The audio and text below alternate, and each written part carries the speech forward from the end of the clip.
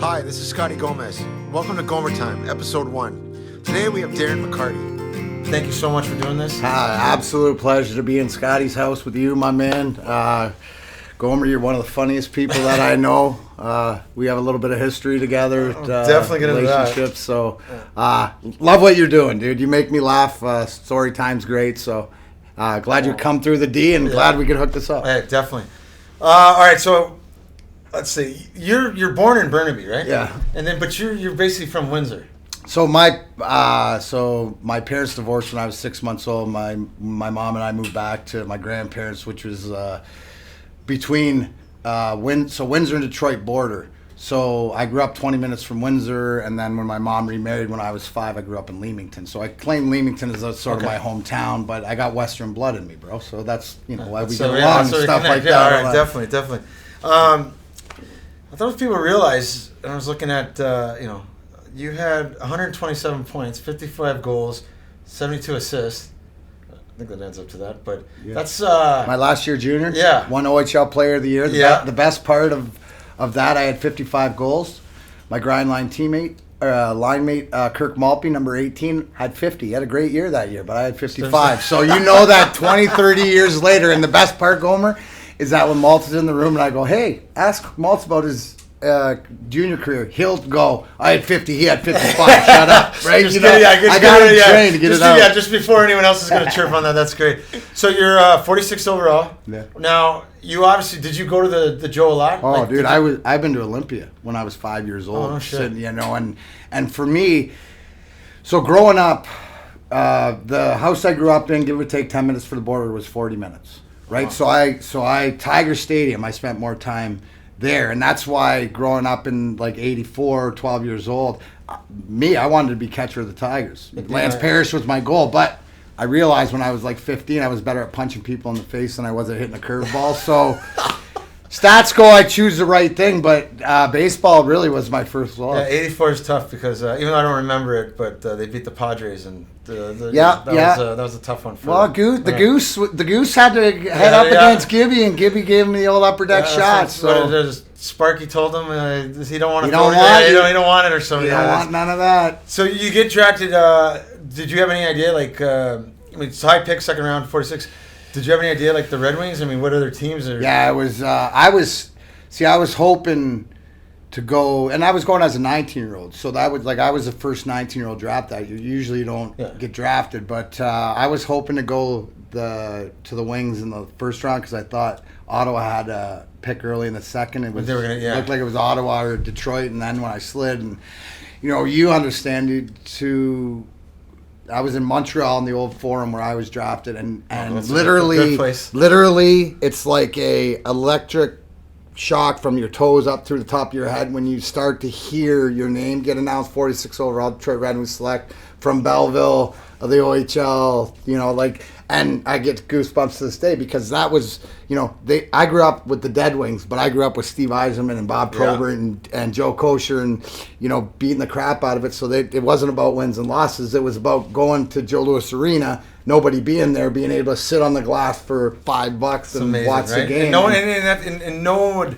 because of the Red Wings, like you said, no one would even understand that. No. What it's like to, you're just in the arena. It's dead because my rookie year, the Nets. Yeah. I love basketball, so I'd go to a Nets game, and we're sitting on the floor because there's no one there. And then Jason Kidd came, and that was a different story. But and it's so hard for the young guys to even think that because a lot of these arenas and how strict it was. Where no, seriously, if there's seats open, go ahead. Even the ushers were cool about it. No one's gonna. Well, that was the great part about Joe Louis Arena is being able to see all the great concerts and wrestling. I'm a humongous wrestling fan, so to be able to see all the great events, Stone Cold smashing the Zamboni and meeting all the wrestlers too.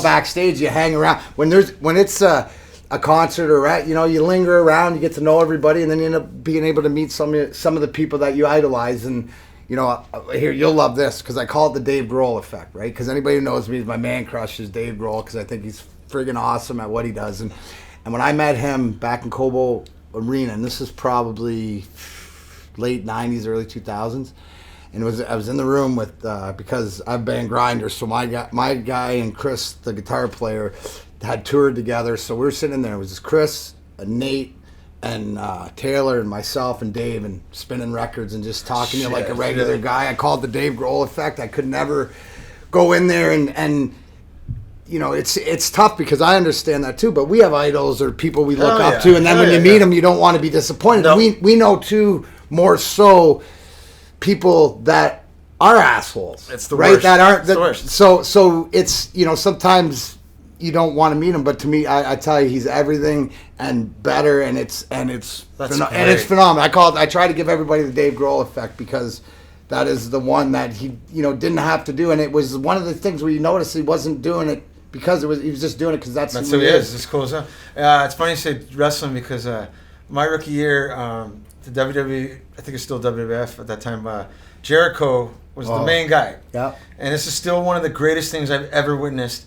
We go to like Monday Night Raw, it's at the Continental, and this is when you know you're kind of 5'10", and the rest of the guys are higher because we get great seats, but then everyone's got signs. So you're really not, you know, you're kind of, I'm like, well, anyway, we go there, and still by far the greatest thing I think I've ever seen is, okay, the main event's coming. Jericho's fighting, I forgot, maybe Stone Cold, I don't know who's fighting, but he's coming in first, and all of a sudden they must have screwed up because here he comes running down, gets under the ring, and he's just standing there, and everyone's going crazy.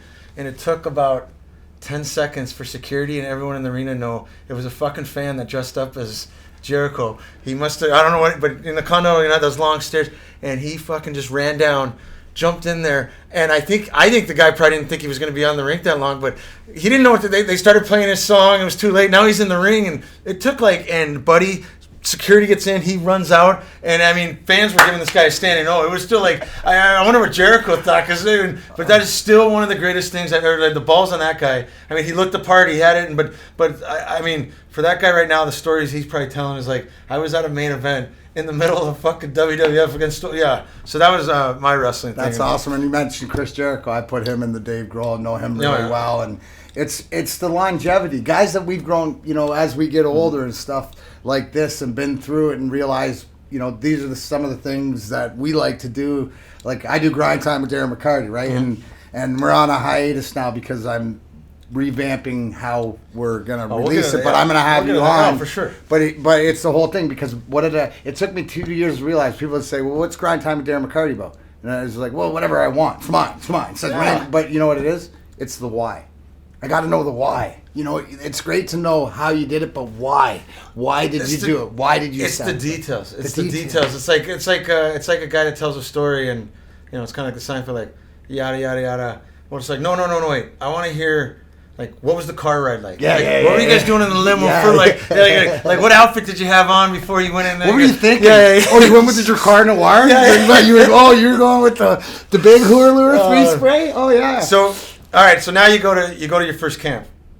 Now you're in a fucking room with, you know, Eisman, Coffee, guys like Proby. Like, I mean, it's just like it's awesome. Now and I'm sure just by the way we were talking about that the culture of the ring is like, it wasn't like obviously you're a threat, you're gonna take someone's job, but they probably still. No, I knew I was going to the minors. Yeah, okay, right? Yeah, like I needed, you know, obviously skating was my big thing and stuff like that. But I was eager. I played on the toughest team in pro hockey that year in '92, '93 in Adirondack. Denny Viel, Jim Cummins, Kirk Tomlinson, Gord Krupke, Bob Bugner, Serge Engelhart. Serge Engelhart would have been one of the biggest killers in the league. Big French guy, but he had bad shoulders, right? But we just had killers. So me going down there, I'm the fresh dog, and I'd be fighting all the old Rick Haywards and Roberts and all this. You're doing their, hey, they're loving you. No, but they'd be, it's like having your own wolf pack circle around. Don't hurt the kid. Don't hurt the kid. You hurt the kid. We're coming up. One night we're in Providence. Kirk Tomlinson, who's 5'10", 180 pounds, toughest guy pound for pound ever. We called him Gunner because he throws machine guns from both sides.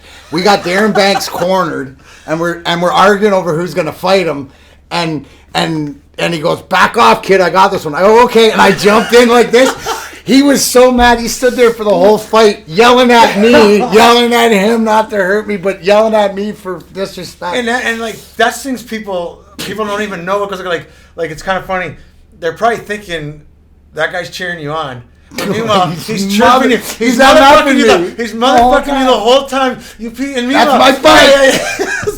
See, like we used to, as I got older, or me and Mike Motto, we would, there'd be a scrum. I'm playing for the Rangers with the Devils, and there'd be a scrum, and me and Mott, just our hooker, we'd get together, and he's like, "Make it look good, kid. Let's make it look good." No, and we just act like we're fucking with you. And then one time, I think it was McCrimmon, or who was it? It might have been Schicker. Rob Schick comes over. He's like, "Hey, you two knock it off." And we're like, "Schicker, we're just fucking around." He's like, "You pieces of shit." Like, meanwhile, the fans are thinking we're really going at it. Like, yeah, make it look good, look good. But that's the beauty, though, Gomer, is because you know what? The thing is that the way that you played, right? I would be saying, "Go grab him and make it look good. Don't." Right, like whatever, like this, to not worry about that. Let me clean out the mess. Remember Francis Boyer, the little, it was D-man, great hockey player. This is a great one. We're playing Montreal, Shelton, Surrey, great friends, and there's a scrum, and we're about the same size, and I'm like, fuck this, something's going wrong. I'm like, I got to prove to Pat Burns that I can fight, and I can't fight. You probably. I wouldn't have grabbed him. No, and so I go to grab him. And Shelly goes, "Gomer, no." And I look, and he's like, "Nope, wrong guy." And I remember looking at friends like, "Sorry, man." I mean, people I always think Shelly, and I think Francis. We were laughing afterwards, right. But it was so funny. Like I was like, "Well, he's the smallest guy," and I didn't even know. And man, Shelly just. Gomer, no. That's our response. Yeah. And it was. There's one of the Jody Shelley, one of the best policemen of his era. Yeah, well, that's Jody Shelley, but it's Shelton Surrey. Oh, Shelton Surrey. Yeah. But I got a great one. He's in Montreal. I'm in Calgary. And, whatever, we get in a fight in the corner, and he's got his arm, and he fucking cuts me. And I'm a bleeder, though, right? And it was just a little cut, but the blood that came down, it looked like a wrestling event. It was odd. Dude, that's what I said to him. I said, "Dude, you got that picture? Because that picture is awesome. I got blood all over my face." It's like the wrestlers that cut dude, it was like that. Nothing that hurt or everyone else. It was just one of those things, and it had the medal, and he got kicked out for it, but no big deal. I was like, "Dude, thanks for the photo." They all right, so now you're going into camp. You're going to make it. When did you think that I got a shot at this? This is you got to remember that Detroit loses in the first round to Toronto. Mm-hmm. The 93, Borashevsky tape. Yep. That year, right? They fire Brian Murray. They bring in Scotty Bowman, new regime. I knew all along that Bob Probert needed a Robin to his Batman, right? I knew that my role, right? And I was taught this. I was told this by one of the most influential people in my career when I played Junior B, Brian Drum. And he said, and I use it at every level. Whatever it is, he says, you got to do 99.9% better than everybody else. For you, if you want to make the NHL, it's physical. You got to fight. You got to hit. So every year, look at it. First year in the league, all you do is fight. And then you work on your skills in practice and stuff like that. So when I came in, I knew. I'm saying Sorry,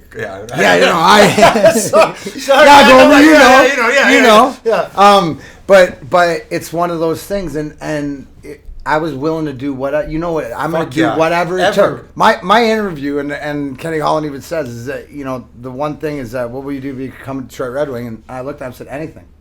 What do you want me to do? You go to Siberia, go wherever. I end up going to Sweden for a couple of summers and help me score that goal.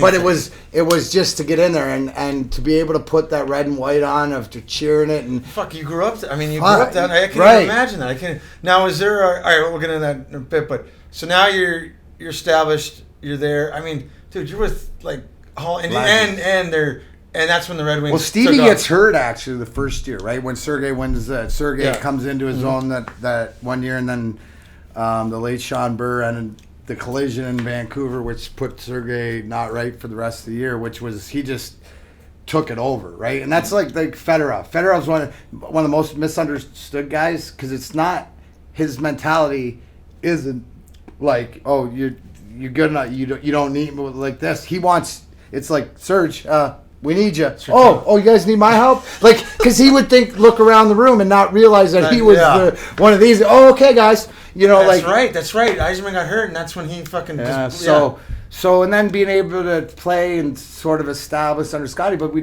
lost in the first round, and then coming back and Paul Coffey and Dino Ciccarelli and these veterans. I remember Dino, who's one of my best friends through my life to this day. He was nasty in front of the net, dude. It is one of the best ever. So it goes from Cicerelli to Holmstrom. You don't miss you miss a little bit of a beat. But Dino said, "Listen, you little snot noses." When we're like 21, 22, he says, "Enjoy it while it lasts, because it's gonna go by like this." And you're like, "Screw you, old man." You're old. It's like they tell you that in high school. You get in your freshman year, you're gonna be a senior. It's gonna end like that, and you're like, and it does. And then you're thinking, same thing. Randy McKay said to me, I'm there, and he goes, "Kid, fucking enjoy this," because he goes, "I can't believe it's already been this long." And I'm like, dude, you're fucking in your 30s, man. Relax. I'm 19. Before you know it, I'm seeing Mackie this week, but it's like, holy shit, Mac, you were right. It went too fast. It went too fast because it was just so much fun, and it's ups and downs. But the people you meet, I mean, and then you guys go to the finals. Yeah, and then we and so here's me being a kid, and the thing about, I loved watching the Red Wings because all the talent you guys had, and everyone was Yzerman. But Mike Peluso was a college star in Alaska. Oh, really? So we grew up. He was the first rock star in Anchorage. I remember, if you saw him around town, if you saw him again, it was like he was the first rock star of Alaska. So obviously we had a feel for the Devils, but it sucked because, and I was just talking to Brian Ralston, and it sucked because it was like, man, Detroit's going to fucking wax these guys. Like, they don't have a hope in hell. And we all thought that. And then I'm thinking I'm the hockey guy. And I remember game 2 when Need scores that goal. I think it might have been game 1. But game 2, still battle close and close. You guys lose, and it was like, what the fuck? The Red Wings, there's no way. All right. And as a kid, you don't want hockey to end because that's after, you don't want the Stanley Cup to end. You want to go game 7. Yeah. And I just remember, thinking, and then they win game 3, and it was over. It was just, and seeing you guys, and I never forget, everyone's with the stick thing, just watching it, and I'm like, wow, we were all pumped for Mike Peluso, but it was like, how the fuck did Detroit, how was that possible? Just seeing the lineup, and then as we got older, I mean, it just shows you never know. You fucking never know when you get to that point. That's why you play the game, and you know what? It's one of these things that for me, in my life, every success I've attained, it's through failure, and it's getting back up and not quitting. Like I say, as long as you never quit, you're still in the game. And so that was a big shock. But you know what? You're still young. Yeah. Oh yeah. You're thinking, fuck, I'll be here next year. That's what I remember thinking. Oh, so here's to your point, right? When we're standing at the net, right? There's 2 times Chris Draper said this to me. Chris Draper, son of the grind line, best friend. We're looking down watching Jersey Celebrate, and he looks at me and he goes, "Bro, we can never let this happen again." And I don't even know if he said bro, but he said, we can never let this happen again. And I was like, yeah, I know. Like this. And it was just such a shock. The other time was after the first cup we won, bad real estate in the pitcher. We were beside each other, and then we're never letting this go. So when we get to the cup talk, I'll tell you about real estate. And by the time you won 4. I'll give you I'll tell you exactly how I got fucked my real estate. But so now you guys, you come back, you guys are even better. I think, but then we set the league record, 62 wins. That was the next year, right? Right, yeah. And then we lose to Colorado, and at that time was Wah got traded, blew Wah 11-1. He said never play Montreal again. Gets traded to Colorado, starts that rivalry. And now here's the question, or not the question. I guess those were the greatest moments, knowing that Colorado. And I don't know how it triggered, or obviously the Wah. I mean, you would know better. You're in the league. I'm just a kid in high school. But when the ESPN game was Colorado, the Red Wings, I mean, there was no homework done. It was like league. That's and listen. You listen to guys that, and I'm talking like the Jeremy Roenick's, the guys across the league, like must watch TV, and us as it's like playoff hockey time. We all watch all the games and see what's going on, who's doing what, and stuff like this. To your point, Gomer, it wasn't that when we're standing at the net. We weren't standing at the net 95, but we were young and just thinking, okay, we'll get back. We're too good. The next year when we lose in Game 6 and to Colorado after setting the league, that's the scariest moment of my professional. Is like, oh my God, we may never get a chance to win again, and that reality of that. Exactly. And that's where you look at. The next year, the 3 biggest moves, Brendan Shanahan, Larry Murphy, the deadline, and Joey Kosher. Out of the beer league. Yep. Right? because what Joey Kosher, and this is where Scotty Bowman is not just the greatest coach of all time, he's the greatest psychologist. because he's 5 moves ahead. And he knew that Joey, for us younger guys, his nickname's Papa. So, and he ruled us sort of with an invisible fencing, but we followed him and get ready and get prepared. Give the example. This is how you do it. This is how you do it. This is how it, and when we have that, and you know to it, where you've also have a couple years of the Russian culture, and not just the Russian, Fetisov, Larionov influence, not only with the Russian, so the Russian 5, but the rest of the team. And if you watch the Russian 5 movie, you'll see the love and you appreciate it. And that's the thing, because we're connected. We'll always be connected to that for Russia. Yeah. Getting into that. But so now the Russian 5, and the thing that everyone, like I said, it was like you saw them, they're playing, and from an outsider, a kid, I'm like, man, I wonder if like the guys are pissed. And then I didn't know Fetisov, I didn't know Larionov at the time, so I'm thinking, I wonder if these guys, and it's so cool to hear you say, like, Gomer, they came in and they taught us a culture that it was they taught us love. Like, and if you know Slava and the shit they had to go through, the shit they've seen, this is bonus. This is playtime. But it is funny how you say that we were talking about earlier, like, Gomer, they came in and they taught us how to be men. A men unit. This and who's going to complain to one of those guys what they've had to gone through, and when you got close with them, the Russians, they don't talk much, but there's stuff they'll tell you they'll bring out, and you're just like, holy cow, like, and that. So now you guys are flying. You guys go through Colorado, and I remember thinking, well, Red Wings can't beat Colorado, and then I forgot. Here's the whole thing, right? Is when we lose, right? Remember, we lose to them. In the conference finals, it's the same game. Game 6, Lemieux hits Draper from behind, right in front of me, breaks his orbital, whatever. The whole thing with that is, in life and sports, you cannot lose respect for a fellow human being. And Claude Lemieux saying he wasn't sorry, he didn't respect him, fuck him pretty much and whatever. That's not only my centerman, my best friend, but that's personal. Like, I'll show up on your doorstep and you'd be lucky you get out alive. One of those things, right? And this happens in May, right? So the biggest thing too, Gomer, is we set the league record, get beat by Colorado, then we play Colorado 4 times a year. The first 3 times we lose. Yeah. Dude, so I don't care. You can be mad at somebody for being such an asshole or whatever, but at the end of the day, in the game of hockey and in life, sometimes the only way out is through. We had to beat those guys because psychologically, if you don't beat them on the ice, you can beat them as much as you want off. They still own you. We still count the scoreboard. That's it. Dude, trust me. It's funny because I was and hockey nerd I was, and I played with Shanny, so I got to hear this side. And people forget that last game, you guys were losing.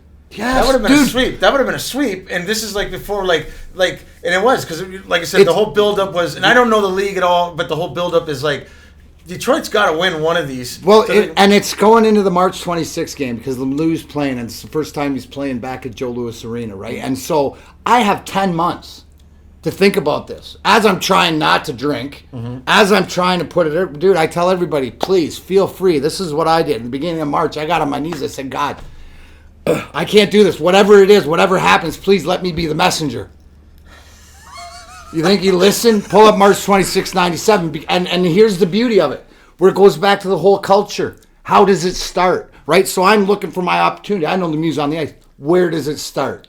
Our buddy, the professor, right? Igor Larionov, the biggest pacifist next to Gandhi in the history of mankind, has had enough. And where you hear Igor say, sometimes you got to stand up. So what I'm saying is, you look at it now as a bigger thing. It's the elders. It's the lead by example. It's Igor springing, because I look over and I go, oh my gosh, look at the, 2 little puppies on Christmas morning. And I'm like, oh, Shark Week. Muse on the ice. But then Foote grabs me, Adam Foote, right? He grabs me, and then Shanny comes through and breaks me loose. I fade the linesman. I tell everybody, there's a difference between a cold cock and a sucker punch. Sucker punch is from behind. 99.6% of the time don't do it. The other 0.4%, they deserved it. But a cold cock is when you've seen this face so many million times, and I express to you is wish for what you want, but you have to be ready to accept it. Because I'm a lefty, And when he was there, I pulled back with the right, and every man, woman, child, and wing wheel nation was in that fist, and I hit him so hard. Oh, he says it. He said it. Pep says. He says the hardest he ever been hit. Pep he said says, he was out. Pep goes because I'm close to calling you, and he's telling the story. And he goes, "I'm not." He goes, "It's gonna." He's like, "Something's got to happen, Gomer." He's telling us one night. He goes, "Something's got to happen." He goes, and in respect, he goes, "I know McCarthy is it's gonna be him," and so he goes, "I take like 8 Sudis that night." I'm thinking, he goes, "Gomer." And he was telling us, he goes, that fucking guy hit me, and guys, you don't even see. I'm basically out. I'm out. He's like, he's a big. People don't realize how big he is. He's bigger than me. Yeah. He's 6. He's like maybe 10 pounds, but a couple inches, and solid as a rock and strong. Solid. But that's the one thing is where he said, and so that happens, and I get 4 minutes for roughing. The big point of that game, right, is we're down 5-3 in the third. We tie it up, and the kicker of it all, the God shot. I scored the overtime winner on a tic-tac-toe from Igor to Shanny to me backdoor. And for everybody in Red Wing Nation at that moment was the proverbial, it's going to be all right. I don't know what it means, but it's going to be all right. Take this guy. It's because you know, and it doesn't matter. It's that the momentum. And Shanny even said it in the rush. He says, that game gave us such a psychological advantage that even though in the conference finals we lost game 1 to them, we beat them in 6. And it was literally like, I remember, like, Detroit and Colorado have to play. For hockey was, and what I think screwed you guys the year you guys lost to Colorado was, and I might be wrong, it was going Game 7, the round before, because people don't realize that to get to that level, you want to finish teams like the year we lost to Colorado. I still blame, it's like, and Bobby Holik made a great point the other day. He goes, you forget we had Carolina down 3-0. We're an older team. We've played fucking tons of. We have to bury them now to get a rest. And that's important. Shit, we went to Game 6 with them. You don't think about it now, but by the time we got to Colorado, we don't win Game 6 at home. Bobby, he says it best. He does not want to home. He's like, we had no shot. He's like, we were done. We were shot. We were literally like. And you realize that more as you get older, how important it is, and that's leading to us. I think for winning back-to-back cups, 97, 98. But also the 0-2 with the Hall of Fame team, right? We had the old, and that's the thing to be able to persevere. But we did it easier on ourselves. We made it easier on ourselves. And so now, like I said, me being the hockey historian and me knowing it all, now you guys play Philly, Legion of Doom, and it's literally like it's the opposite of 95. So opposite, where people have a hard time to even fathom this. Because they weren't even going to give us a game. It was going to be a sweep. And I was one of those guys that like, man, here we go again. Like, it's going to be a quick finals. Like, there's no end. I remember you guys started the grind line. Starts against Lindros.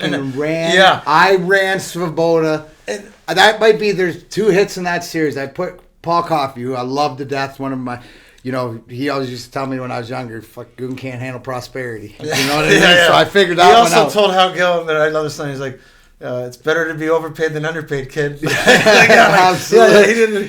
So I kept that with me when I went through my bad times. But I do remember Grindline starts, and it was just like, and Gary Thor, Bill Clement says something where, this is odd, like, and you just by game fucking 2, it was like, dude, this is wow. That team is so much better. And then better team. But yeah, I mean, it was just like, and like I said, it was wave. It was coming at you.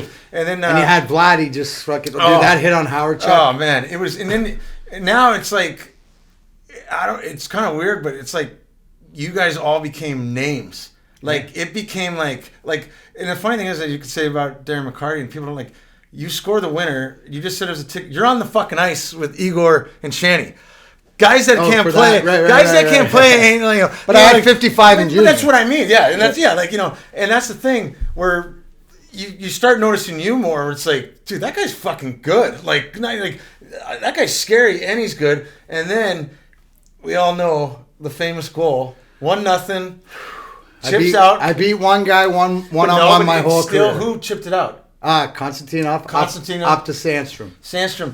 And who was telling me the other day that Sandstrom was nasty? Brian Smolinski was telling me that he was nasty with LA and everything. And it's so funny because it's like, wait, Mac's still out there with like Yzerman. Yeah, he's out there. I'd start the game. Yep. I'd start the game on the grind line, right? Scotty put Joey into the grind line, after the first few shifts, set the tone, stuff like that. And then I'd always end the game with the grind line. But I'd play with Stevie. Yeah. Like, that's what Stevie used to say. He said, he looked at Bob Erie because he played junior with him. He goes, yeah, you might have brought me into the league, but you two are going to take me out of the stage when we play together.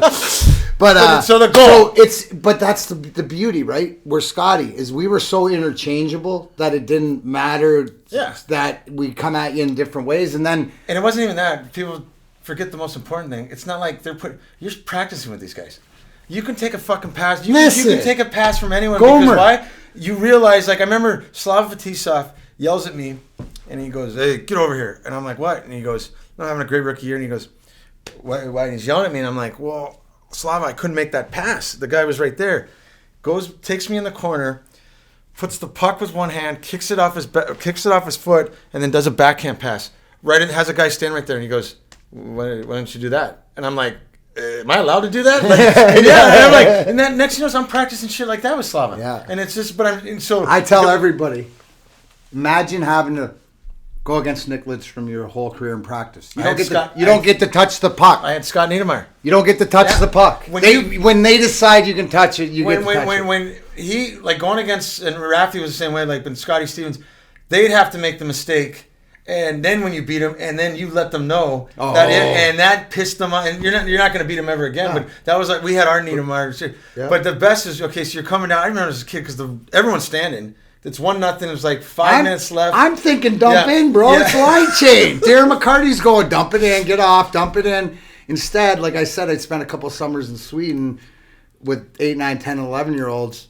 Not teaching them in the camp with them, and I call it my Thomas Storm move because at the beginning of practice, skating around, pull it in, push it out, pull it in, and for whatever reason, boom, God decided I'd be married than you, and next thing I beat Niinema, and I remember when you're on the outside, and I'm like, oh my God, I got him beat. No, it's more like this. Fuck, I just beat that guy.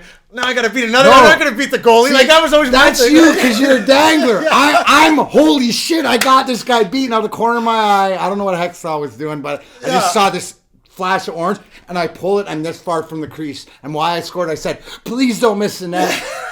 Double pirouette, and you'll appreciate this. Double pirouette in the corner. First guy I see. Yzerman. Eyes the size of dinner saucers. So it's your childhood idol. For the Red Wings on Joe Louis Arena ice, looking at you going, what the fuck was that? And you going, I don't know. And, I scored 55 in junior. No, and him going, well, thank God you don't have to do it again. Right? And that's the love. And I always say, you know what the beauty is? What my first Christmas card goes to every year?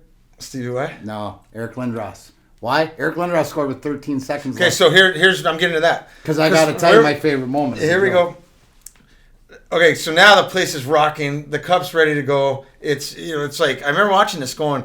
Not only that, Philly scores, and it kind of just goes like we've all been there. And now I'm thinking. I do remember thinking. And this shows you. I don't even know at that moment yet that you have the game winner now in the clinching game. Right. I don't even think of that. Right. I'm just thinking. Fuck, if they tie it, I'd hate to be Darren McCarty after scoring that fucking goal. And then this game goes into overtime. Who knows what happens? Right. I'm like, there's a goal like that. That's a great goal. A goal like that has to stand the time, and it has. It's not number 2. I mean, Bobby Orr's is number 1. Yeah. And they ranked like up there. But I remember thinking that as a kid, going. This poor bastard, if they tie it, I mean, everyone's going to forget because, like Stevie said, I don't know if you can do that again. I don't know if you ever did, but that was just a classic. But I do always remember when Philly scores, it was like, and back then, to your point, Lindros scored with 13 seconds left, which was the only goal for the Legion of Doom of that series, that we'd shut them down. But because of that, there's a face-off outside our end with 11 seconds left. Yzerman, Shanahan, Lidstrom, Konstantinov, and McCarty on the ice. I was on the ice for the first cup back. Dude, awesome. It was one of those where Stevie wanted Vladdy flipped it, and I knew that there wasn't enough time for them to go down, but I wasn't taking no chance. So I went out, and I was like at the far blue line when the buzzer went. So when I turned around, the streamers, the crowd, the guys off the bench. So I had that panoramic view, dude. It was so silent from blue line to blue line. Like, it was so loud, it was silent. Shit. And I smoked Marty LaPointe in the pile. We end up on the bottom. Yeah, right, Bulldog? Yeah, we won. And you know that feeling, right?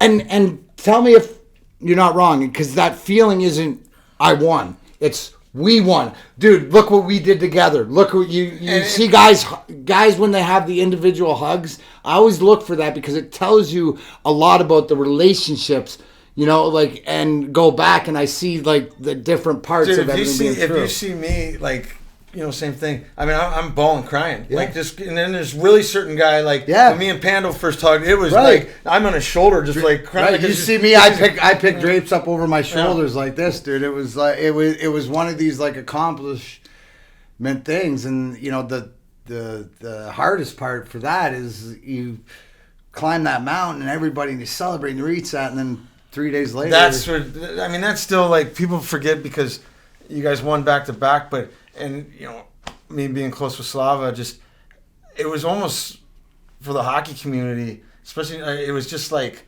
I knew Slava later, but it was just like, what? That can't happen. Like, what the? And then I remember getting older and winning, and it was literally like, how did they even fucking go back to back knowing that just happened? And with the power of the believe, and it goes to is that was that group of men. And I'm not saying another group couldn't have done it, but it was almost like when you say 97, 98, like one big year, right? You know, and to have Slava come back and play, I remember, and here's the difference, when we win in Washington, and somebody asked me, you ever have that feeling where you're sure you're going to win? And I said, only one time. And it was when halfway through, I think we were up 4-2 or something, but it was halfway through like the third period or whatever in Washington, and they showed Vladdy in the crowd. It's over. Right? And we looked at the bench, everybody just looked at each other and went, all right. It's over. It's done. It's over. It's done. And then we popped two more in.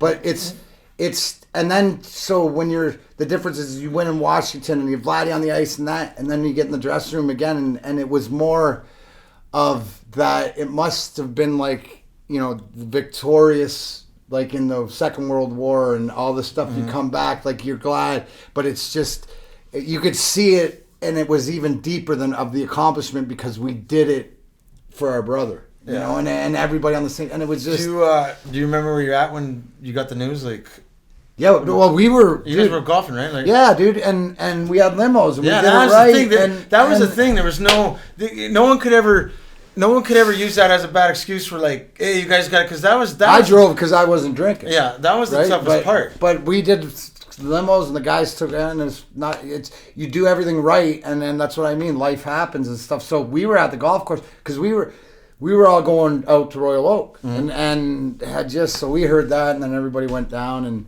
you know, one of the most proud things that I you know, you say about Steve Yzerman as a captain and a leader, but how he handled that press conference.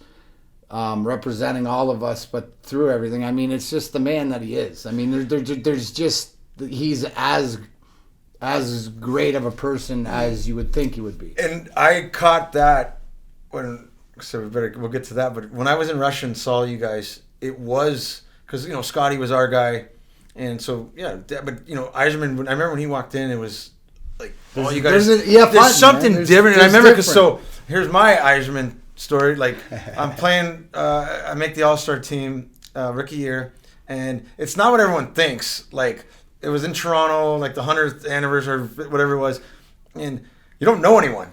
Like, I'm sitting next to Messier. I remember him and Gretzky, they come and talk to each other. I'm like, get the fuck out of here, man. Like, I think Gretz goes to Mess, and he's like, yeah, Janet's pregnant again. And I'm just like, I'm actually hearing this, you know, guys. And one of the funniest, if it was a video, or there should have been a picture, I'm in the shower I'm in the middle between Eric Lindros and Johnny Leclerc, and I always thought in my head, like, you know, those things, what's wrong with this picture? This is not an NHL picture. I'm like, there's a little Mexican between these giants. But so Yzerman, I get on the ice, and I was one of the first guys, me, Steve Yzerman, we were used the Synergy. The complete stick. And if I could take this back, I would take it back and not use that stick. But the All-Star game, I'm not thinking I'm going to win the MVP or anything. I'm just, you know, and I couldn't believe my eyes. Something changed. I get the puck on the blue line, and I look down. Steve Yzerman is by himself. There's no one there. It's an All-Star game, so who knows the change. And I'm like, holy shit. And Yzerman's like, you know, and I'm like, oh my God, you can't even write this.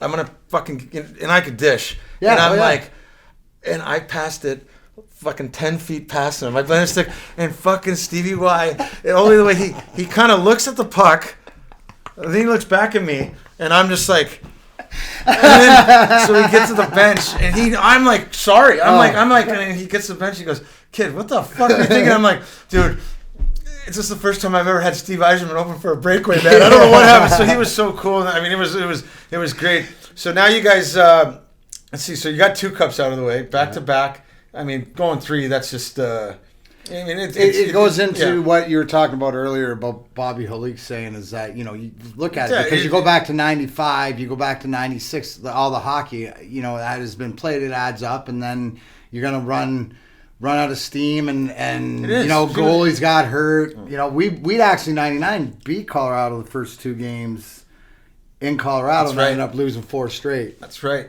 But it's funny because you know it's that much hockey. It's preseason. It's training all summer. It goes on you. It just because we went through that same thing. I mean, back to back. And when you're younger, it's no big deal. Oh, yeah, then you forget. And then when you get older, you're like, God, what were these guys thinking? What were these guys feeling? But I do remember, and I caught this. There's 2 stories. I was at the World Juniors, and we were at the Joe Louis, and you guys were playing. I forgot, you were hurt, and we were walking out behind because we're going to the bus, and the game's still on. There's like 4 minutes left, whatever it was, and we all stopped. There was like 5 of us, and I didn't know what was going on, and someone was, there's fucking Darren McCarty. And, you know, and I got to know you later in life, and it was just great because you turned around. Someone said something to you, and you turned around. You were hurt. We're the U.S. team. You're Canadian. And you were like, hey, boys. And you took like, whatever, so many seconds. Hey, what are you guys doing? You didn't have to do that. But we were all just like, we just wanted to stare at you. And then you turned around. But you get it, though, Gomer, when you're a hockey guy, and you're around, you know, hockey, or you see that you know what I mean? That's the mentality and the culture of what, you know, I would hope that's the thing that we try to breed into. Like, X's and O's and what happens on the ice, I could give 2 shits about. I'm more concerned about relationships. And if people believe, right, the things that we've been through experience, then maybe that'll prevent them from going through some hard times. And another thing I got in trouble with Lou was because I remember I was watching you and watching yours, and I used to love how probably after warm-ups, because I think you were the guy that came in and knocked the pucks. Or maybe it was Drapes. It was Drapes. I'm the last guy off. The last guy off. I throw the pucks in the stands. Throwing the pucks in the stands, and I remember seeing that. I'm like, fuck yeah, man. That's the way, like... So, of course, I kind of copied it from you. And Lou was like... Because Don't be giving away pucks. No, for that. He's probably worried about me giving away pucks. But no one knows this. Scott Niedermeyer threw a puck to a fan, to a kid, and it hit a guy in the head. And the guy tried to sue Needs for like 5 years, so he always was waiting for him in Florida and stuff. So that was Lou. Used that as excuse. And I remember going... Dude, Darren McCarty's got a group around him, and he's giving pucks to fans, and there's still people that probably have that puck. I used to give 25 pucks at 10 each side and 5 at the doorway. Yeah. Because I remember, going with the same thing, is whether you're... one of the things is always remember how you felt when you were 12 years old. You go to a game, what do you want? A puck. You go to a ball game. I'm 48 years old, I go to a baseball game, I want, want the ball hitting my way. My biggest fear, and I'm a ball guy, huge baseball guy, my biggest fear is now they got the netting and all that, but my biggest fear is do I really still have it where, ball's coming fast, I get it, I'm on the highlights, but now there's some little kid around me where I'm here you go, where I want to keep that son of a bitch. I got a major league ball, but listen, allegedly that's why you put another one in your pocket. Right? And you're like, there you go, kid. Best of both worlds. That's true. So Allegedly. Here's one thing I do remember, and I've been in the league for a little bit, and it's the year was that I got it written down. Was it 90? No. When was you guys' next one? 08? 02? 02. Yeah. And I remember fucking playing you guys, and it was like, we were I was one of those guys. I don't want to watch some fucking pregame skate. I care less. Fuck, No, exactly. I gotta, unless I got a buddy or something, I'm gonna go say, right. I'm not one of those guys.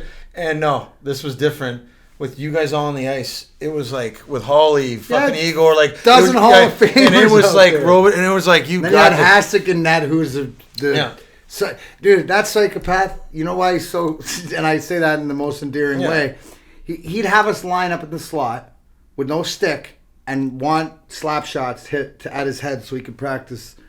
Dude, and people don't realize that the goalies, because Chris Drury's got a good story. He's with Colorado, and he's got to take one-timers against Patrick Waugh. And he's like, no one understands that. I don't want to take a shot. Like, my shot's putty, but if one hits Marty in the head, I don't want to be the guy that it could happen. Hey, you give me 10 shots, I can close my eyes. Put the backup in there. Yeah, and so Chris Drury's, he said he's taking one-timers, and he's just floating them kind of. He said Patrick Waugh came out of the fucking net, went after him, and he goes, you better start taking those like you mean it, because that's not helping me out.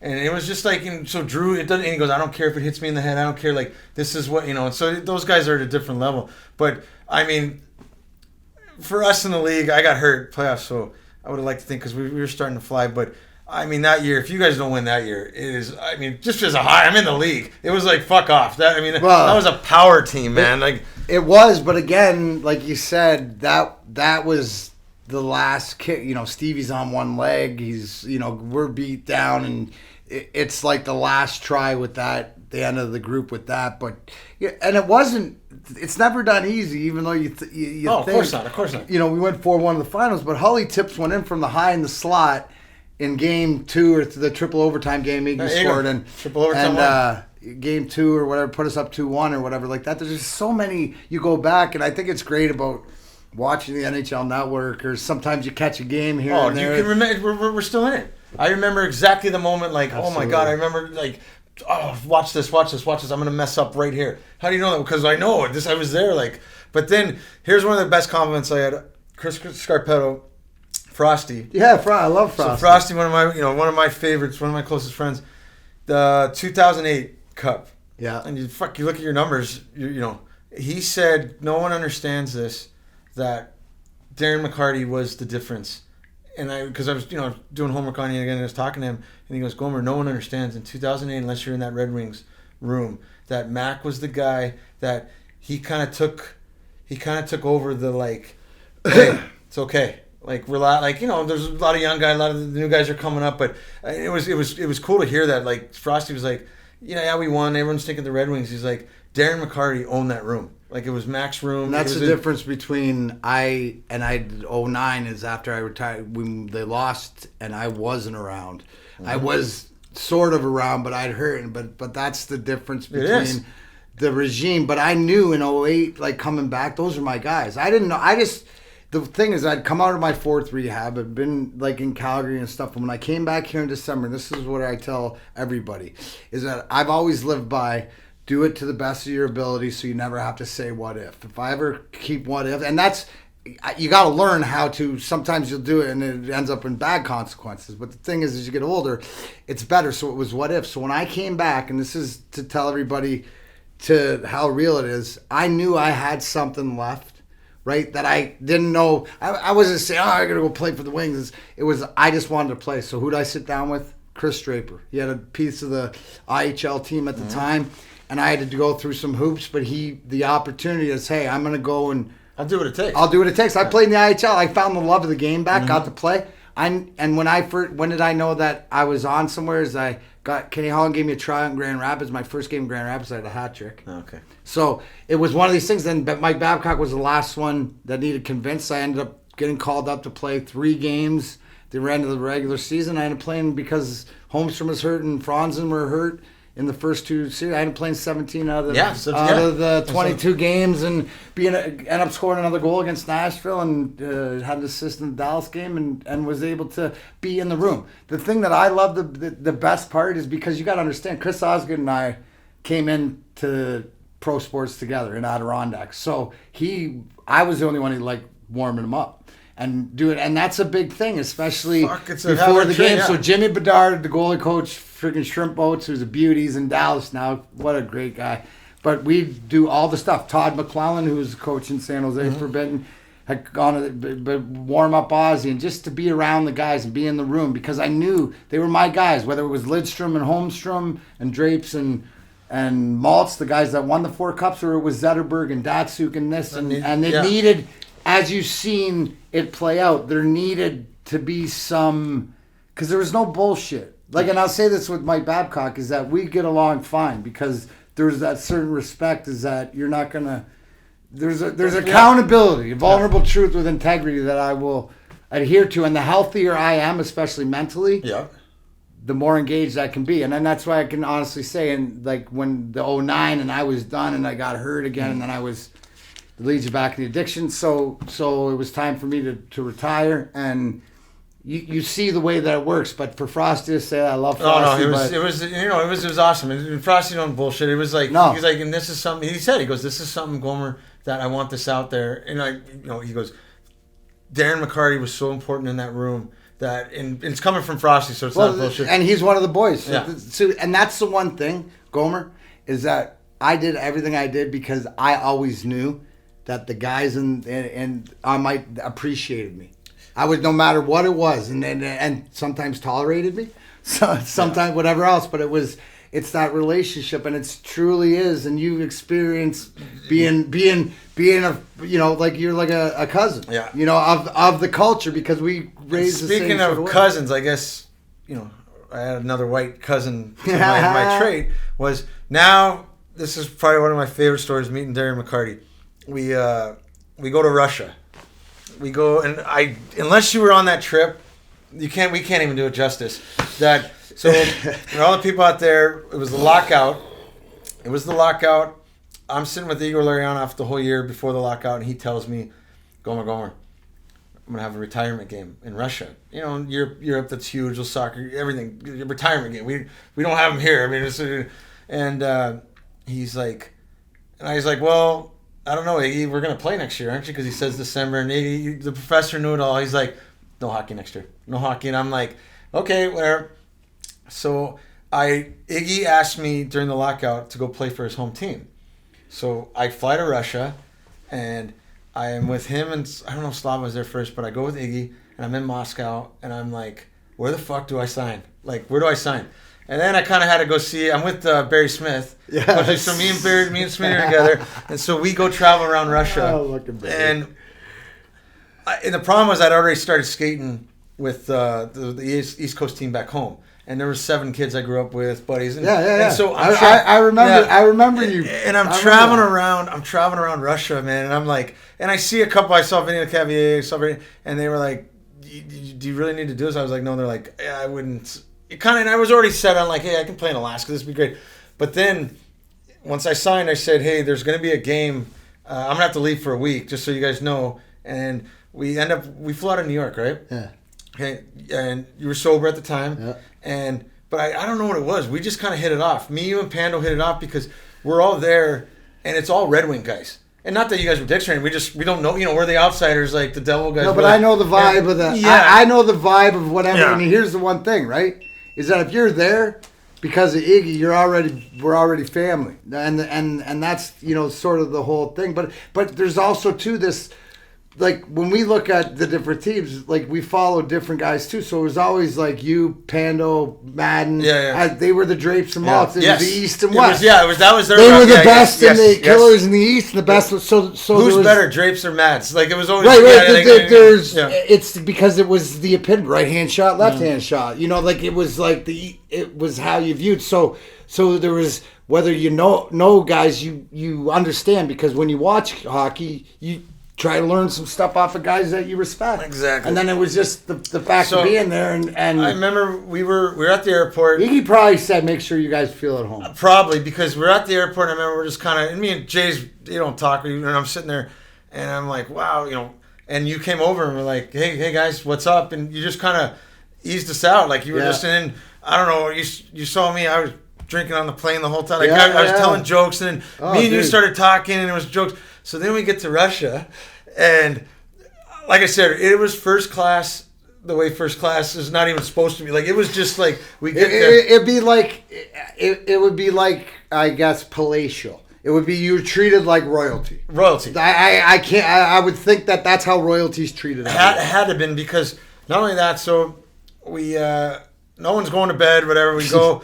Chelly takes us to the sauna, because he wants to go to the sauna right away. We're in a legit Russian sauna. We're 200 people Yes. bonding. like not a sauna where we're sitting in the, you got 8 guys or whatever. Like 200-300 people and the vodka and the food. But we all had our own little faucets right there, and like the Russians and like so. Then you brought this up. I totally forgot about that.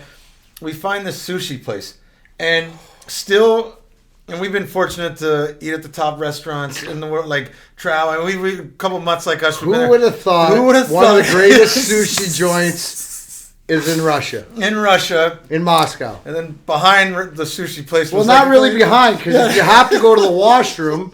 You got to follow this hallway. Excuse me, the waitress. The back. Oh, through the back. All those like medieval castle. Yeah. Walk to the back. Oh, the bathroom's there. Yeah. Oh, but you got to go through all the naked chicks in the brothel. Sushi joint brothel. Oh my God. Heaven. I think I slapped Gomer to make sure that we were still alive. And then the best part was you came back and you're like, Gomer, go to the bathroom. And I'm like, I don't have to go. And you're like, Gomer, go to the bathroom right now. I come back. I was like, what the fuck was that? Matt, what was that? And you're like, we don't even know what that was. You're like, you come back and you're like, bro, wait, what was that? So then one of the first nights we had that a huge dinner. And you already invited us, and like I said, you weren't here, but we go meet with there was a bar. Iggy sends us to this bar. We're with, Drapes, everyone. Now we're kind of part of the group. Me and Pano, we're sitting there. You guys are telling Red Wing stories, and it's funny because we're like little kids. We're still, I'm still young where I'm like, fuck, I'm hearing like, I love hockey stories. I love being around the boys. So now, me, you, and Drapes, I'm in one. I've had a couple. Drapes is out, and we're all just fucking joking around. I think at this point, I'm like, I was always one of those guys. I'm like wrestling with you, knowing you're not going to hit me back. Right. Like, not hitting you, but I'm just wrestling with you. And unless you were there, you wouldn't believe it. This guy's got a show. This donkey's walking around, and they're doing like Russian dances around. We all got the hats on and everything. And for some odd reason, me and you were like, Mac, we should get on that thing. And we grease the guy. Yeah. You get me on. We get on the donkey, and you and Drapes are. We got a picture. I wish we knew. Like, it's me, Drapes on the horse, and you're holding it. And then we start walking because the place is like right there. And me and you are like, "Fuck, this is gonna be great. Let's walk in with this thing." Thinking, like, really don't know where we're going. Like this will be funny as fuck. We get there, and the guy's all cool. We paid the guy. We're walking. I'm on top of this. You're walking me in there, and for some odd reason, thank God, whatever. Something hit both of us at the same time. We kind of looked at each other and we kind of looked in because we don't know where we're going. And we looked in and it was like, man, Mac, I don't know. And you're like, yeah, I don't think this is a bad idea. But we would have had a plane ticket out because we walked in and it just kept getting. We're in a fucking castle from like Beauty of the Beast. That one scene where it was like, what the hell? Like, and I remember the whole night me and you just kept going. Oh, that mule would have avoided. Yeah. But it goes back to. I was saying to this, we were talking about it before, is that it's that we raised sort of by the same person, sort of like it was both of our, oh shit, this ain't cool. He's cool with a lot of shit, but not, right? No. You were letting like that or the respect that like, and he, you know what I'm saying? We don't even know if he's going to take a shit in the thing. You know what I mean? Like, it just would have been bad. But I do remember me and you stopped it.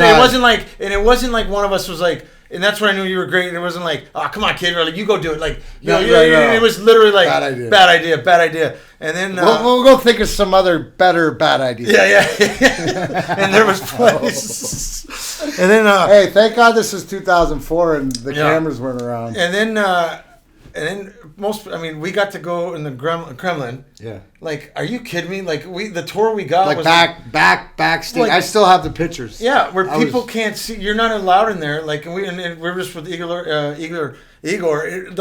I just remember by the end when the game finally came. I mean, I was like just. Don't you remember everybody getting on the plane to go home? Just get me out of here. By that point, no one even wanted to talk to each other. It was like, hey man, you're great, but just And then that trip right there, I'm so honored that I got to be a part of. And that's where I got to meet you guys. It was just different on the ice. It was just all that. All right, so here's a question I always wanted to ask you. Yeah. Because I thought anything documentaries, anything like the Russian, any movie, and there's another great they did a thing on the Joe. Yeah, oh, that's so, awesome. I mean, I watched that. I can watch that. That kind of shit. I can watch. But when the cameras followed you guys around. Yeah. That year, and like to me, that was awesome. Just for the fact that wow, you really get to see what's going on. But then it was funny because you're in a band, Grinder. I didn't even know you were fucking like. And I think Shanny and Raymond Eisman went to your concert. Yeah. And then so when did that? How did that start? So Grinder started during the lockout. Okay. So actually, I was doing Grinder. And, but were you always into music? Were you always into? Well, Grinder started because of Vladdy, the accident, and the local musicians and the guys that I knew back in 97 or whatever wanted to put a compilation album together and was like, hey, why don't we, whatever. So the band sort of started out as not as a joke, but as to raise money and to do that. And so, because I read in your book, the book, and it was like, it was fun at first, but then you're like the top guy, meaning, you're the one that had the schedule. It just got to be. It got to be. It was. And here's the one thing too: the responsibility, the priorities. When I went into the lock, hockey wasn't fun, so I needed something else and escape. And I was going through a divorce, and it just was. It was a great escape, and hockey wasn't doing it for me. Like I didn't want to play in the locker room and stuff. So that was in 04, because there's been a couple inceptions of the band, right? From 99, 98, did an album. Went back out. Then after we won in 02 again, we were doing Kid Rock was throwing us we were doing a party at Jefferson Beach Grill, and my guitar player, one of my best buddies, Billy Reedy, we got up there and we started jamming again, and it was like, it felt good. So we got into it. Now, if you see my tattoo here, James B. Anders, if you see the date 2005, well, he died the day in the afternoon. He had a coronary edema, died on the phone, just sudden heart attack. Didn't drink, didn't smoke, died the day we were doing our release party for Out of Our Heads. Oh, fuck. So I played off the rest of the year. But if you go look at and it's on Spotify and stuff, you look up Grinder, Out of Our Heads and stuff. I listen to that music now, and I know where I wrote it. I was so angry that now when I do like my comedy, I wrote a song called Be Me. So when I do my comedy, at the end of it, I dedicate to the fans, because the lyrics are, why can't I be what I want to be, with attitude, no apologies, without compromise, it's my life, you can say what you want to say, put me down if it makes your day, in the end what you see is what you get. Jesus. Like deep, yeah. It's so deep like that. Dude, so I used to write therapy. Shit, so now I used to write shit down, like journal, just stupid poems, stupid. Did you do that when you played? You gotta get it out of your head. Yeah, yes. Yeah. I found writing and finding a way to either talk or get it out, whatever, the communication. Like I always say, I've been to 4 rehabs. The league spent $1 million on me. I'm a smart guy. I learn stuff and I apply it now. I just didn't apply it when that's I the was best way to put it. Use it. No, that's the best way to put it. And that's the thing, like when I read the book, and this is a while ago, I read the book, but it was great. Like you're one of the first guys, like in our world, in our hockey, we're taught to like, don't say anything. We're like, until it's, someone surrender is failure. When it's not, it's victory. Someone has an accident, and it's like all of us. Someone does something stupid, or someone is like, "Well, fuck, why weren't we talking about that? We didn't know the guy was in pain." Well, now you think back, fuck, he was. Why didn't I step in? And then with your book, it was like, "Hey guys, listen, this is what happens." And I don't think people realize, you're honest about it. It was almost like explaining this could happen, and what I was getting at was, dude. People don't realize how big a deal Darren McCarty is in Detroit, because the fans, you always were, like I said, the 25 pucks. No one did that.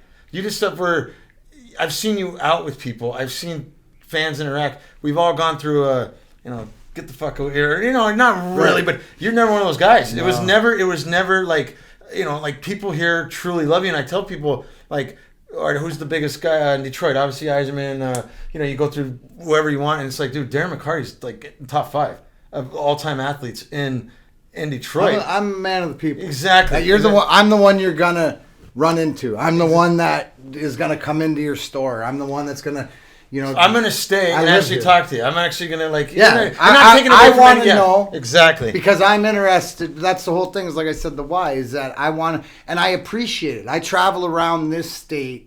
I got the cannabis brand, because of the CBD, because of how it saved my life. Like I tell everybody, I live my life by the principles of Alcoholics Anonymous, the 12 steps, except my program has a garden in it, because that was always the misnomer that Why can't it be when it's helping myself? Thank God the education's come, and now it supports what I knew all along. And I'm not going to sit here and go, I told you so, but I told you so.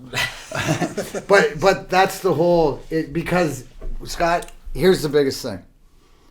I'm grateful for all the prayers and the love that I have from the Wingmeal Nation, and not even the people of Detroit, because they realize, I consider myself Detroit and Michigan's favorite stepson because I'm across the border, but I'm just as real as they are. We're human beings. What we do is not who we are, and it's one of these things that I found because of what I've done and what I've established, is if I lead by example, the right people follow, and now listen, I'm shining the light for the people in the dark that want to come to the light.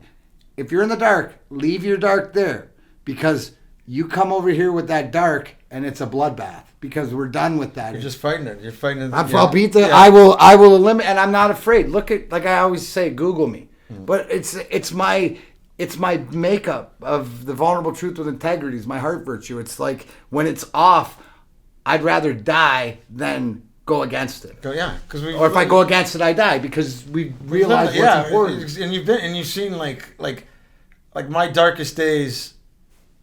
Thinking of hockey, yours are probably fucking beyond that, because like in the book, like what you're dealing with, like you know what I mean. And here's the thing, but here's the thing is, it doesn't matter how, like, there's no rock bottom. Trust me, it's a fucking black hole of epitome. You can keep digging and digging, but it doesn't matter. It's like I tell my son, your love of hockey and my love of hockey, mine isn't greater than yours just because I played or whatever, or because I love the game. It's given me everything and a lot of stuff, but everybody's love. So it's just about understanding that. And exactly. I think the one thing is that you and I are sitting here, and whether it's Grind Time or it's Darren McCarty brand or Scotty's house or whatever, what are we sitting here doing? We're a couple of guys that have, we always knew who we were to everybody else, but we found out who we really are to ourselves. Of course. And that's what we're following.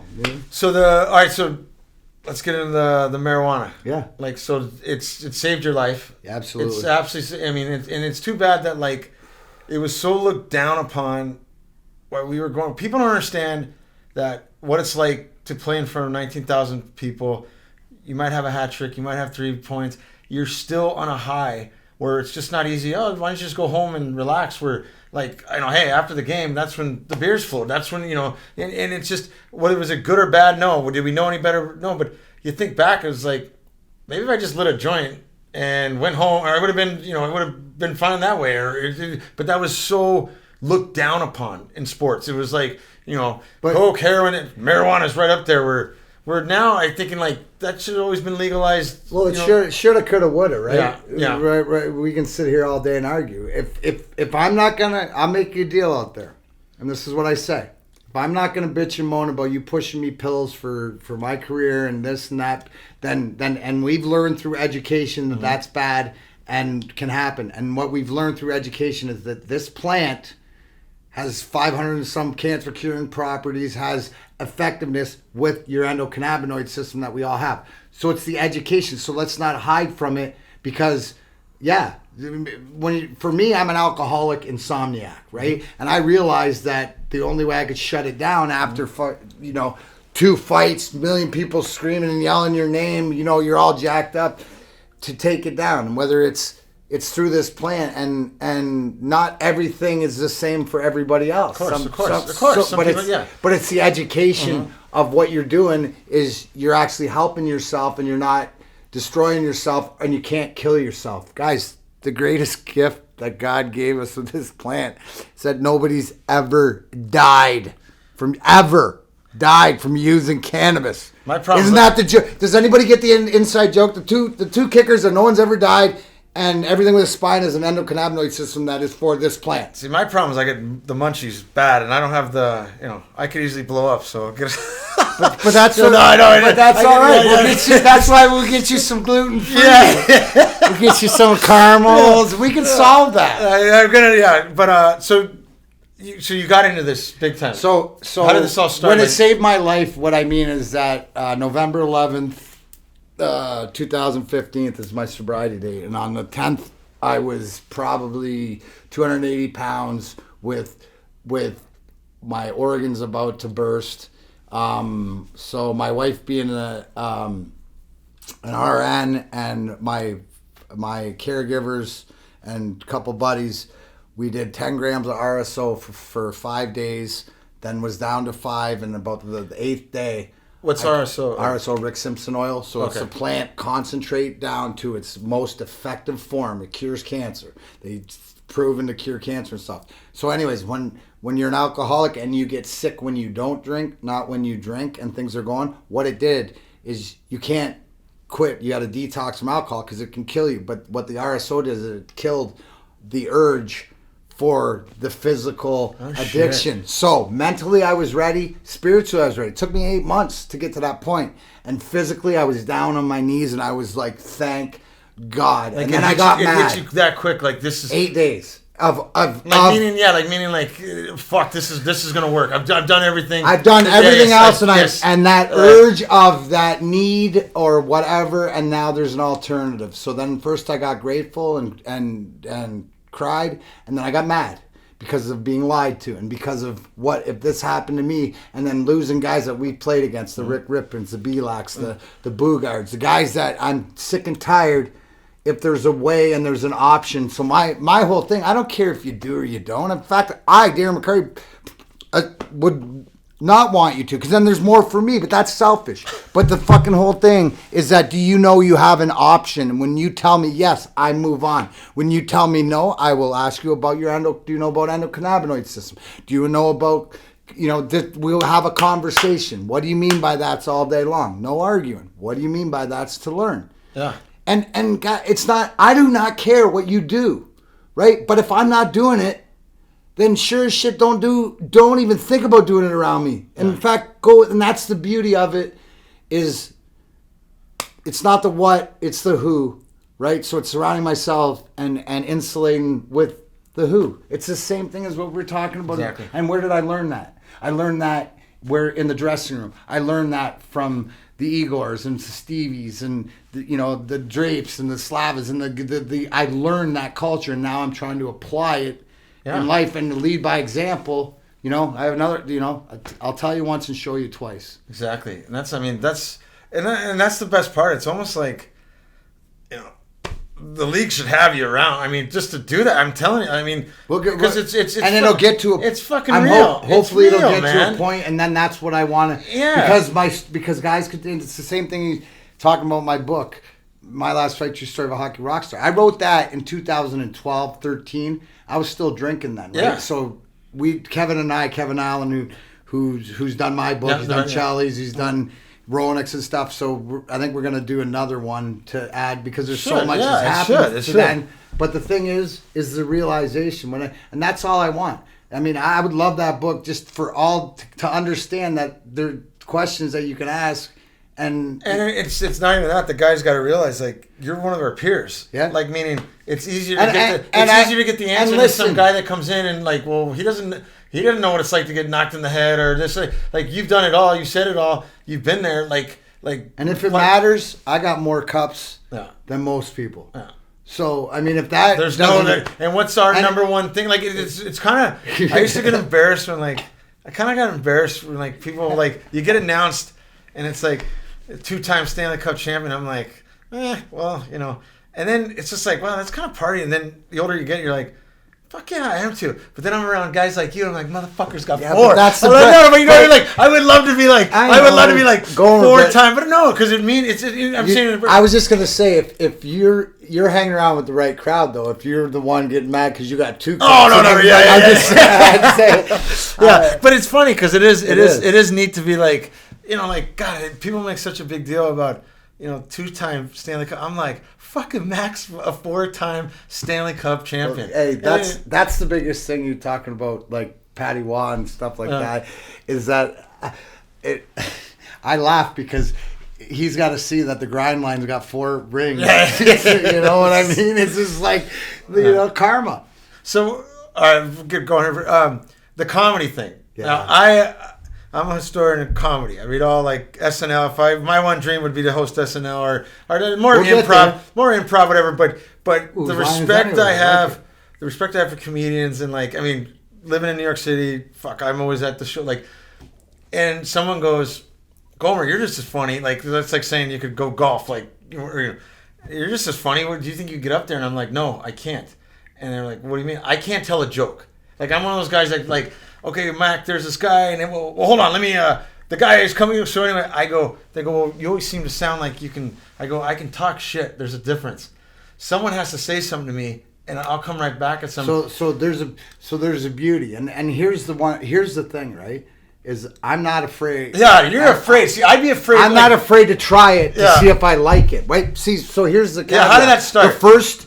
So I was asked, and this is April of 2018. Actually, guy's name's Jason Douglas, who does some booking for me, and he's a comedian too, and he's the brunt of my opener. Because my opener, like my thing is, listen, I'm not a comedian. Yeah. I'm not a comedian, but I'm not a musician either, and I got a band named Grinder. But what I am is I'm an entertainer. You don't give a fuck. I'm an entertainer, so I'm going to entertain you in different ways. Right? And it's all learning. What I learned the first time I got on stage there and thought like you have an idea of what it is. You have no idea. But what I realized is like I got up there and I had that holy shit moment. That's what the band prepared me for. Because now you give me motherfuckers' attention. You give me one person or you give me the room. It's that Jones. It's that feed. So what have you put in to get out? So yes, you could do it because your comedy. How long was your set?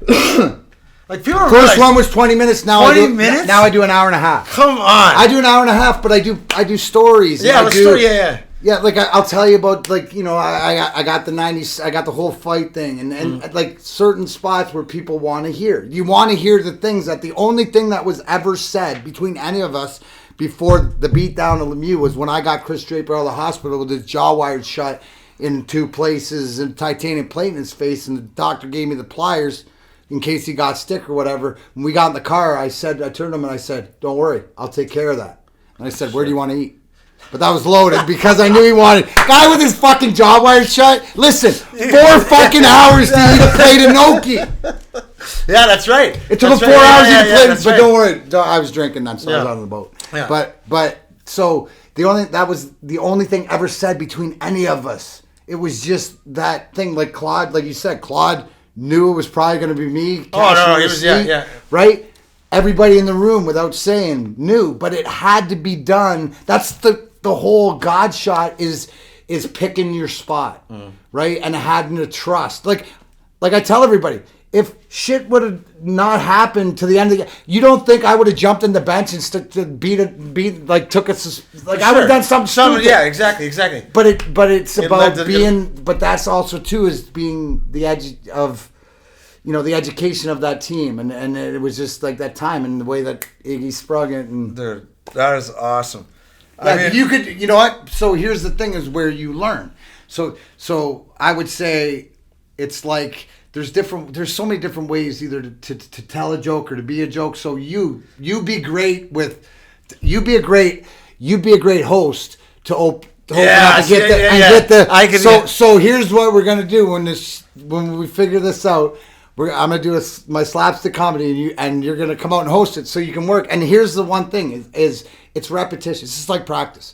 Figure out what you want. Where's the joke? Where's the line? And the more you say it, everything that I just told you there about whatever, remembering whatever is all part of, because I've done it over and over. And so now it's the same thing as when you're playing, right? You don't have to know. You know where guys are. You're such a sweet passer. You know when he's going to get there. You know that you have to let me take a little bit extra time. Yeah. And you got to lay it a little bit nicer for me, right? Then maybe you do Shanny. Shanny, you throw it fucking anywhere. That's what Shanny, when I started playing with him and Igor and whatever, and we do this cross thing at the blue line, and so you take it, and he goes, I want you to throw it when I cross, and then I'm going to open up and just throw it. And I go, where do you want it? He goes, anywhere. And I throw it anywhere, and he'd choke up him one time. Oh, he did one time from anywhere, man. That guy so it's all repetition. But you look bombed? Have you? See, my thing would be like, if I bombed and got that would be enough for me. See, I got a loaded. But here's the thing, right? So it's different because I don't go into it.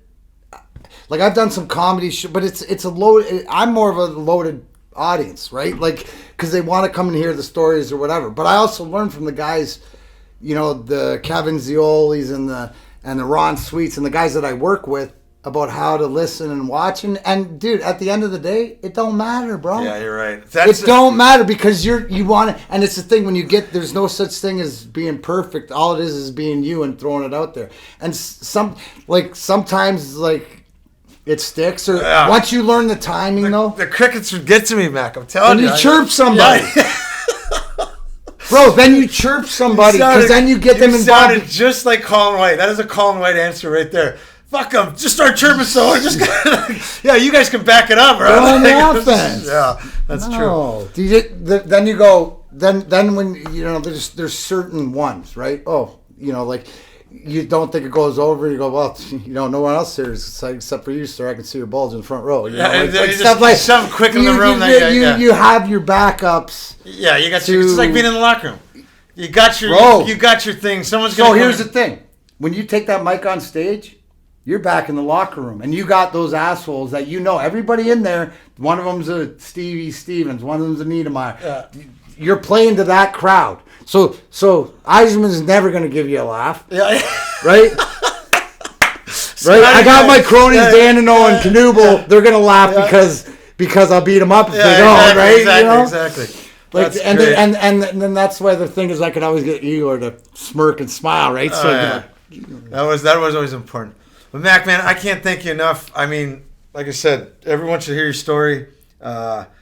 This company, the CBD, all that, the Pucker Up rolls. Darren McCarty Pucker Up rolls. Yeah, dude. I mean, it's like I said, man.